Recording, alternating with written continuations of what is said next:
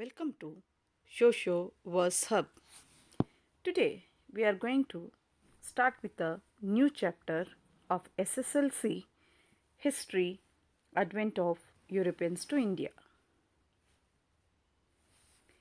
In this chapter, we are going to study in detail about how the trade between India and European countries began.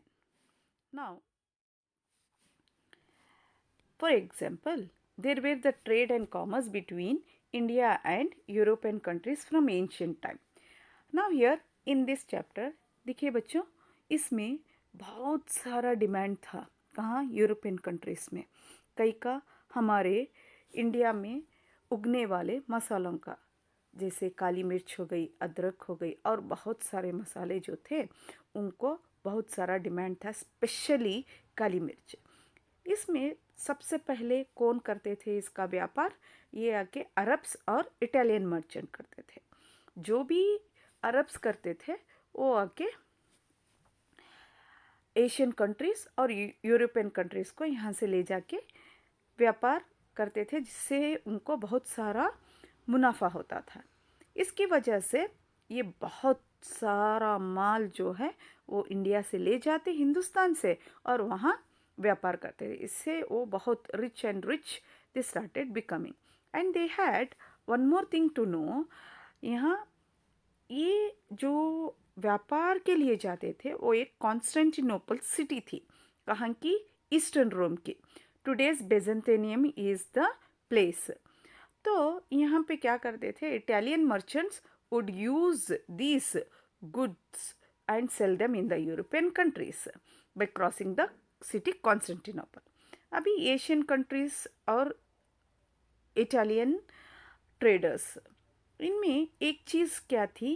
ये monopoly trade करते थे. Monopoly means single leadership in trade. So they had the monopoly and they were doing the lot of profit through this trade. अभी यहाँ क्या हुआ? ये चीज़ जो है वो बहुत सारे यूरोपियन कंट्रीज़ ऑब्जर्व करने लगे, जैसे स्पेन हो गया, पोर्चुगीज़ हो गई, पोर्चुगल हो गया और बहुत सारे यूरोपियन कंट्रीज़ इसे ऑब्जर्व करना शुरू किए कि ये जो ट्रेड कर रहे हैं हमारे कंट्रीज़ में आके उन्हें बहुत सारा फ़ायदा हो रहा है. चलो ढूंढते हैं वो कौन सी कंट्री है. तो ये बेजेंटेनियम जो है वो आज का नाम है जो कॉन्स्टेंटिनोपल सिटी को दिया गया है. फिर यहाँ पे क्या हुआ? द फॉल ऑफ कॉन्स्टेंटिनोपल हुआ. जब ये फॉल ऑफ कॉन्स्टेंटिनोपल हुआ, the gateway of European trade Constantinople, ये आके आपका चूज द करेक्ट आंसर भी है. Name the gateway of European trade, that is the Constantinople is the city that is the gateway of European trade. तो ये European traders, European countries ने क्या किया कि हिंदुस्तान को नया सी रूट देखना शुरू किया. लैंड रूट के बजाय उन्होंने सी रूट ऑप्ट किया. तो इन्होंने कुछ इंस्ट्रूमेंट्स का यूज़ किया. किन्होंने? सेलर्स ने. तो compass, astrolabe, gun powder, the new sea route to India किसने फाइंड आउट किया? कैसे फाइंड आउट किया? और वो कौन सी यूरोपियन कंट्रीज है जिसने फाइंड आउट किया? As we know that the Portuguese send their sailors to find out the new sea route to India. Vasco da Gama was the first sailor to find out the new sea route to India. तो यहाँ देखते हैं उन्होंने यहाँ से start की. आप map भी देख सकते हैं इसमें. यहाँ लिस्बन से स्टार्ट करते हुए यहाँ से Cape of Good Hope, then they moved to the Indian Ocean. They came to our country, that is the Bharat. You can see in the map, the outline map of India is also located as Bharat, and he landed in a place called Calicut. You can see near Kappadu in Calicut. Let us know about the European countries who came to India. The first one to come is Portuguese. The second came to India is the Dutch. The next one French, then English. I will give you one abbreviation. मैं एक आपको एक abbreviation देती हूँ जो आप easy से इसे याद कर सकते हैं, जैसे PDF, PDF, PDF. आजकल कॉमन है PDF का. एक ट्रेंड चल रहा है पीडीएफ करके, ये आप याद कर लीजिए, PDEF, Portuguese, Dutch, English and French ना। सी, आप यहाँ देख सकते हैं कि पोर्चुगीज समुद्री रास्ते से आए, even Dutch, then this are the French and the English. Let us know about the Portuguese. Portuguese ये एक फर्स्ट कंट्री है यूरोपियन जो हिंदुस्तान पहले आई और आज़ादी के बाद last one to leave our country. तो जैसे हम जानते हैं, Vasco da Gama was the sailor who founded the new sea route to India, he was the Portuguese sailor, ये हमें अच्छी तरह पता है। फिर एक वॉइस रॉय है जो इसका नाम था Francisco de Almeida. Francisco implemented Blue Water Policy. What did he implement? This is one of your MCQs also. Who implemented Blue Water Policy? Francisco de Almeida introduced Blue Water Policy. Then after Francisco Almeida, the other person came who is called as Alfonso de Albuquerque. ये जो है वो आके real founder of Portuguese माना जाता है, क्योंकि इन्होंने बीजापुर सुल्तान से गोवा जीतने के बाद पोर्चुगीज का एक कैपिटल लास्ट तक बना। फर्स्ट था Francisco de Almeida, Alfonso de अल्बुकर्की।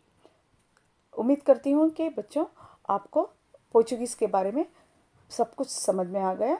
तो आगे बढ़ते हुए देखते हैं the Dutch started their East India Company in 1602, exactly 100 years after Portuguese. और ये पोर्चुगीज जो है वो आके अपना रूल जो है as a monopoly as European country in India, उन्होंने पूरे 100 साल भारत पर उन्होंने राज किया। राजा मार्तंडा वर्मा जो था वो किंग ऑफ त्रावणकोर, ये आके जब राजा बने, इनसे पहले इनके एक अंकल थे। ये राजा मार्तंडा वर्मा की पिक्चर है और ये राजा वर्मा की पिक्चर है। ये राजा वर्मा जो थे वो मार्तंडा वर्मा के अंकल थे। ये एक बहुत वीक किंग थे, क्योंकि इनको सराउंडिंग किंग्स और डच ने मिलकर इनको बहुत कमज़ोर कर दिया, और पाಳ್యగారాస్ भी जो थे उनको बहुत कमज़ोर कर दिया। लेकिन राजा वर्मा जो एक किंग थे वो अपने अंकल को बहुत अच्छे से सलाह देते थे कि क्या करना है क्या नहीं करना है, के बावजूद इसके कि उनकी उम्र 10 साल थी। Occupied any pepper growing areas, I am not going to spare you people, you are going to face me in a battlefield।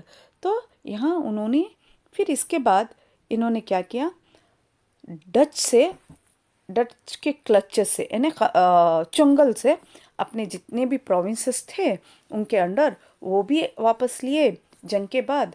फिर उन्होंने इसको एक यूनाइटेड प्रोविंस बनाया। फिर उन्होंने डच को लिमिट कर दिया, जिसकी वजह से इन डच फिर से यहाँ पर यानी त्रावणकोर जो ये इनका कैपिटल था, त्रिवनंतपुरम, उस पर वापस नहीं आए। चलिए आगे बढ़ते हुए देखते हैं। यहाँ हमने सीखा कि इंट्रोडक्शन हुआ इसका, कैसे कौन कौन से अरब्स और इटालियन मर्चेंट्स थे जिन्होंने कॉन्स्टेंटिनोपल सिटी के थ्रू होते हुए यूरोपियन कंट्रीज़ में जाके अपना करते थे। फिर फॉल ऑफ कॉन्स्टेंटिनोपल हुआ। The reasons we have seen why did they started finding the new sea route to India, and also we have seen that the Portuguese में हमने देखा कि कितने सारे लोग थे उसमें। एक था Vasco da gamma who founded the new sea route to India. Then we learned about the Francisco de Almeida who introduced the blue water policy. What do you mean by blue water policy? It is nothing but the supremacy of the sea route over the land route. फिर हमने देखा कि Alfonso de Albuquerque is considered as the real founder of Portuguese because he won Goa from the Bijapur Sultan. And also we have seen about the Dutch, where Marthandavarma limited the Dutch to the not to extend the territories in his territory. Now, thank you for watching this video.